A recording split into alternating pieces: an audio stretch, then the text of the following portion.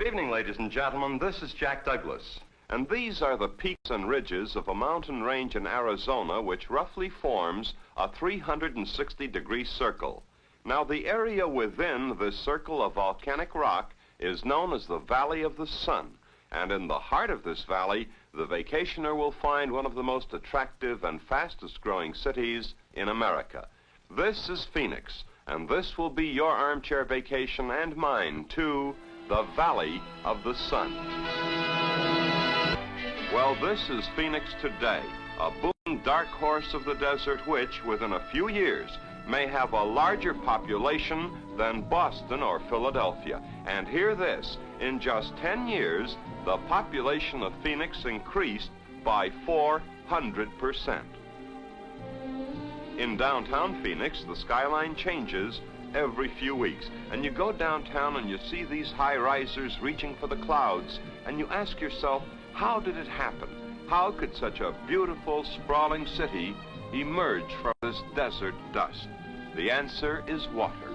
Water to make the sandy soil rich and productive, water to quench the thirst of these modern-day pioneers. The next most important factor has been air conditioning. Now, in the summer, the temperature here may hit 100 degrees in the shade, but the most important TV station in Arizona answers the switchboard in this manner. Good afternoon. It's cool in Phoenix. Mr. Chauncey, one moment, please. Hello, it's cool in Phoenix. Mr. Lane, one moment, please. As you look at and listen to this attractive girl in a modern TV office, you again wonder, how did it happen from this to this? Well, let's begin at the beginning. Pueblo Grande is within the city limits of Phoenix, and outwardly it is a museum, this small adobe hardly bigger than a typical Navajo hogan. A small plaque tells us that this land was donated to the city in 1924 by one Judge Thomas Armstrong, some 3.5 acres. Beyond the plaque, that stairway leads us to the top of a mound, the prehistoric Indian dwelling known to us today as Pueblo Grande. Here, in dugout dwellings closely resembling those of ancient Jericho, a handful of Indian farmers developed the first irrigation project in the valley, and that was centuries ago. Frankly, there isn't too much to see at Pueblo Grande, and with wire and supporting braces, the archaeologists are fighting desperately to save the diggings from crumbling into dust. These few prehistoric acres seem so small and insignificant when measured against the panorama of giant Phoenix. But here on this dry clay, small elevation is where it began, the first organized attempt by man to survive in the Valley of the Sun. In sharp contrast to Pueblo Grande, Phoenix offers the Arizona Biltmore, one of the most prestigious hotels in America. It is closed during the summer, but opens for what Phoenix calls the season, that is, from early autumn to late spring. The Biltmore is certainly one of the last of the world's great hotels. Surrounding it is the residential area known as the Biltmore Estates, and these are the desert homes of some of the best-known people in America. The size and the cost of the Biltmore Estates homes varies sharply, but all of them have a common denominator, the desire of the owners to have a place in the sun. For the vacationers, people like us, Mountain Shadows is typical of the many first-rate hotels and motels in the Valley of the Sun. It is plush, gorgeous, friendly, heavenly, and yet the price of a large room or small suite, handsomely furnished, is less than what you would pay for an ordinary hotel room in New York City. Well, you swim the year round, you can play tennis the year round, and as for golf, and I'm a golf nut incidentally, Mountain Shadows has the most beautiful short course I have ever seen anywhere in America. In fact, the course has only one drawback. It is so beautiful that you can't concentrate on golf. You line up a putt and you're distracted by this. Or you're all set to smash an iron shot and you peek to your right to see this. Even people who don't play golf go out of their way to walk the course, merely to revel in the sheer loveliness of it. It's quite a place. When you visit Phoenix, you will sooner or later probably enter this small adobe, the entrance to the Desert Botanical Garden. It is not a large garden, perhaps several acres in size, yet in just 30 minutes, you will see more varieties of desert plants and flowers than you would see in 30 days of driving throughout the West and Mexico. The cacti dominate the garden. Here's the totem pole cactus, which has alkaloids in its skin to repel rodents and hungry animals. The octopus of Sonora, Mexico, assumes a red coloration during dry or cold periods. The Indian comb cactus, also a native of Mexico, attains the size of our own saguaro, but its fruits resemble an enormous chestnut with yellow, stiff bristles. And this now is perhaps the most impressive of the cacti family, the organ pipe cactus, whose rising arms give the appearance of pipes of an organ. From the Desert Botanical Garden, this white pyramid is in plain view. It is the pyramid tomb of Arizona's great governor, George Wiley Hunt. Governor Hunt was the 1st, 2nd, 3rd, 6th, 7th, and 8th governor of Arizona. This is a quiet place, but a fascinating place, and I'm sure that you will like it. The Desert Botanical Garden in Phoenix.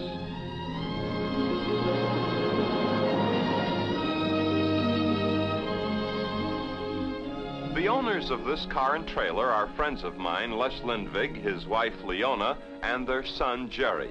And they have something in common besides their clothing. All three are fanatic rock hounds. Now, almost every weekend, they'll drive out about an hour or two past the Phoenix city limits, and no matter where they park in this desert terrain, they know they'll uncover one or more unusual rocks or stones. This is banded jasper, and the entire area was full of it. This bluish stone is chrysocolla. Young Jerry here is quite a go-getter. He'll grind and polish these stones at home, then sell them at school to be used mostly in making costume jewelry.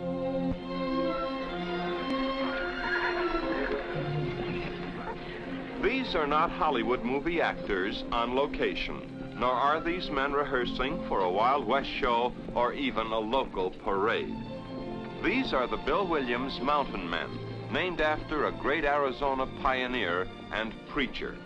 The present leader of the Mountain Men is Bill Freeman. Jack, you asked why the Mountain Men were formed. The Mountain Men was started in 1953 by a group of businessmen in Williams, Arizona, for the purpose of promoting a road, a highway from Williams, Arizona to Phoenix. The main purpose of this highway was to get a direct route from Phoenix to Grand Canyon. So far, we've got about half of it completed. We are still working on it. We need some more. The Mountain Men every year will ride that same route from Williams to Phoenix, Arizona to join the J.C. Rodeo of rodeos. Every year we go horseback 80 to 200 miles cross country, and we camp out. We just rough it, and we have a lot of fun going and coming. They're a hardy bunch of men.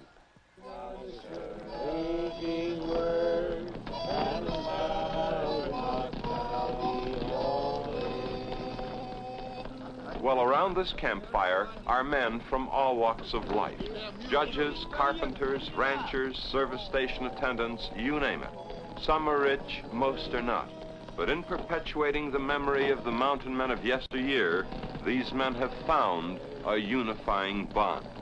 You'll see their campfires burning the whole night long, and their lonely sentinels silhouetted against a sky of gold and pink. Where? Of course, in Arizona's Valley of the Sun.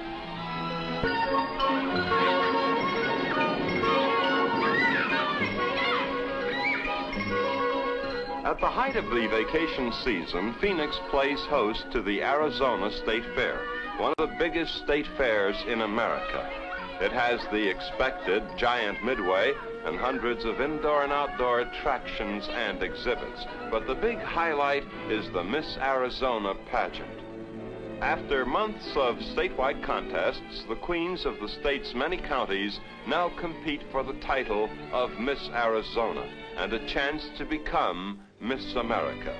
The guest of honor was greeted with a thunderous ovation, for this is Vonda K. Van Dyke, Arizona's own Miss America 1965. Now the inevitable tears of joy as a lovely Miss America crowns the new Miss Arizona, formerly Miss Yuma County, Miss Sandra Montgomery. Sun City is a separate community just a few miles beyond the Phoenix city limits, and the sign would have us believe that Sun City is heaven on earth for the senior citizen. I saw wide, handsome streets. I saw hundreds of attractive, well-groomed homes priced between $11,000 and $17,500, and $17,500 was the top price, including the lot. Well, I went to these homes, not model homes, but homes that are being lived in. Homes built primarily for two people, and sometimes reflecting the background of the owners. Typical of these homeowners are Mr. and Mrs. Melvin Phelps. We moved in with the first 20 pioneer families and have enjoyed watching the community grow and having people come from all parts of the country. I enjoy Sun City because it gives my husband a chance to have the companionship of people of his own age and take part in activities, sports, and so forth that he enjoys while I am still employed. We traveled for 4.5 years looking for a place to retire and live after my husband was through with his work. And this offered more than any place that we saw in the whole country for active retirement and companionship.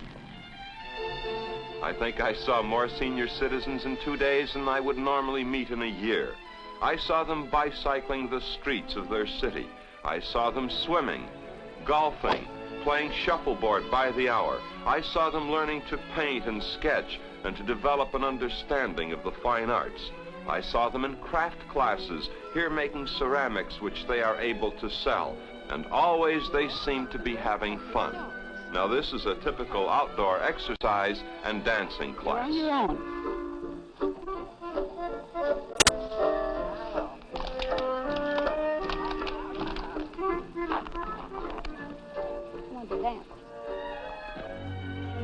Drive along the streets of Sun City and you'll see signs that would make a college cheerleader proud. Just 2 minutes to a new way of life. Retirement means active living and home of the friendliest people. Anyway, Sun City has become, almost overnight, one of the top tourist attractions in the Valley of the Sun. And even young adults flock to it like an outdoor movie. Why? Well, we put this question to the man who developed Sun City, Mr. Del Webb.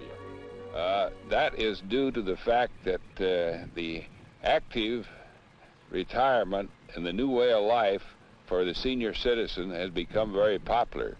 The older people like to come and see what we have here.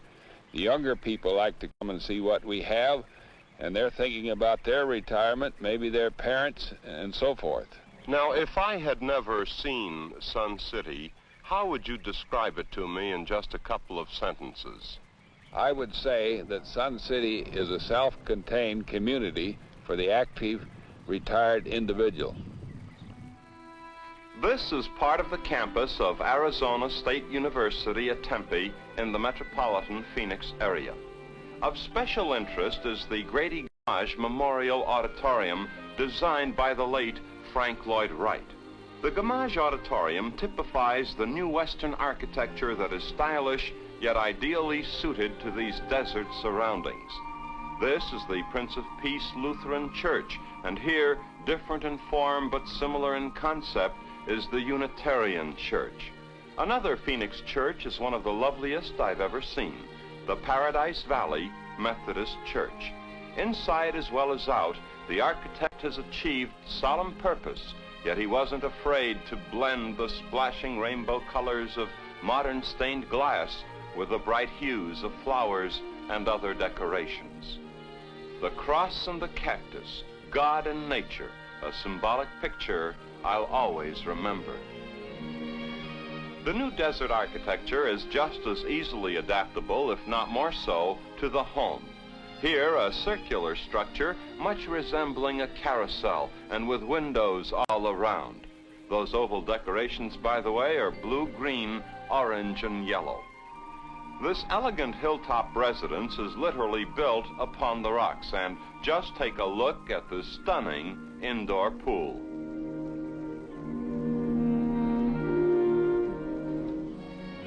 Beyond this tile-roofed residence is a truly fantastic pool. And talk about a natural setting, well, the word is wow.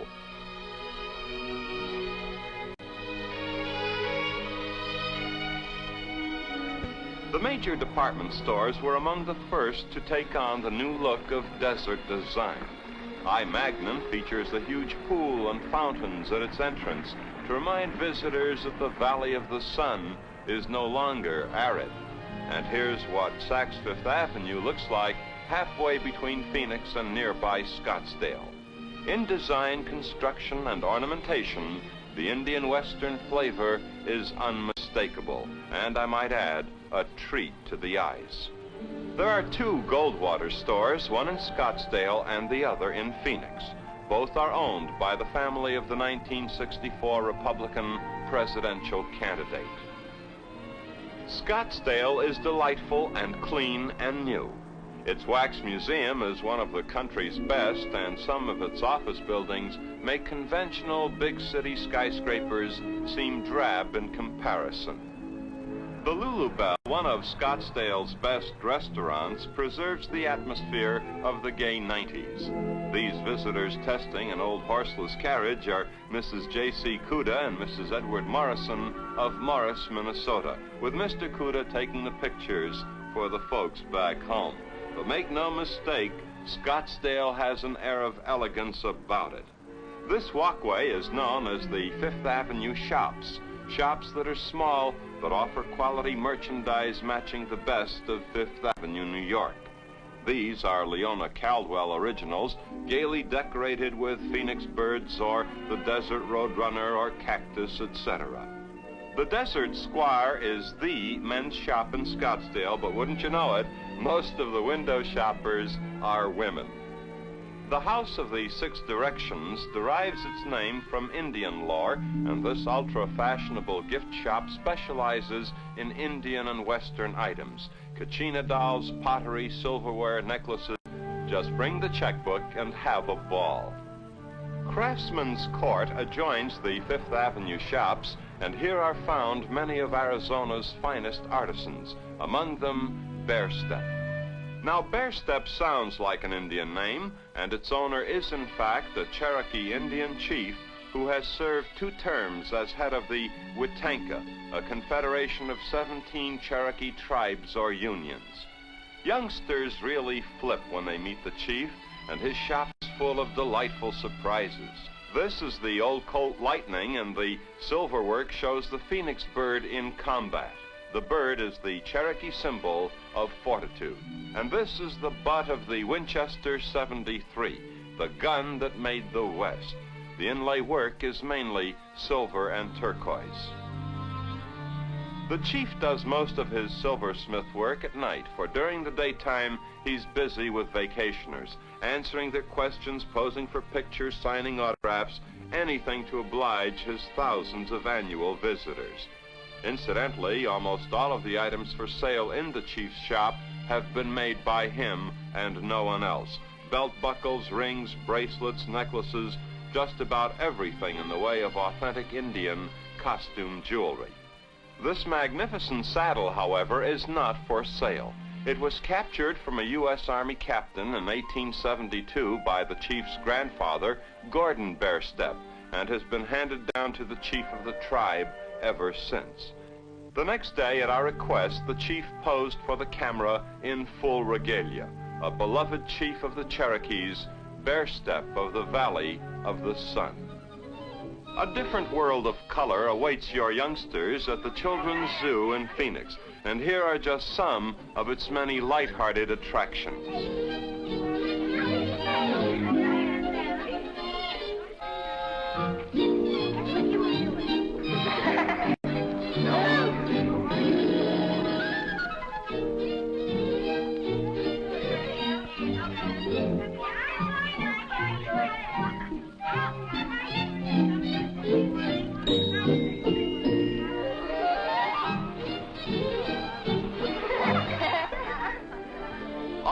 for the sake of the youngsters, take the short drive to Cave Creek, once the site of an ancient Indian settlement, later a mining town, and today a thriving retirement center.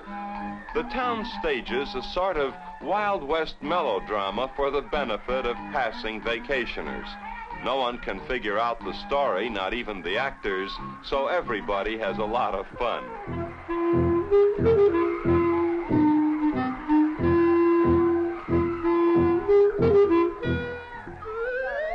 Having dispensed with the Indians, the good guys and the bad guys now decide it's time to have a shootout.